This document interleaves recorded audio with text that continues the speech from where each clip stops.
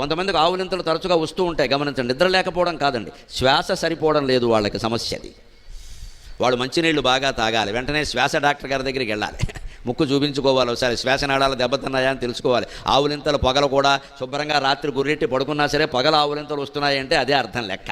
అప్పుడు ఖచ్చితంగా శ్వాస డాక్టర్ దగ్గరికి వెళ్ళాలి, ఈఎన్టీ స్పెషలిస్ట్ దగ్గరికి వెళ్ళి బాబు నాకు ఈ సమస్య అని చెప్పాలి. ఆవులించినప్పుడు ఏం చేయాలంటే నోరు మూసుకుని ముక్కుతో గాలి వదిలిపెట్టాలి, నోటితో గాలి వదిలిపెట్టకూడదు. పీల్చుకున్న గాలి సరిపోనప్పుడు, ముక్కు రంధ్రాల ద్వారా పీల్చుకునే గాలి సరిపోనప్పుడు నోరు తెరిచి దానంతట అదే పీల్చుకునే ప్రయత్నం చేస్తుంది, లేకపోతే బతకం ప్రాణం పోతుంది.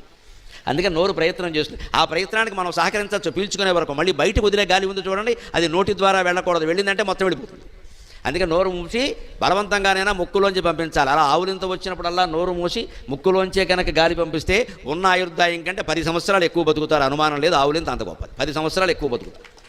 అది మీరు ప్రయత్నం చేసి చూడండి, ఇందులో ఏమో డబ్బులు ఖర్చు అయ్యేది లేదు.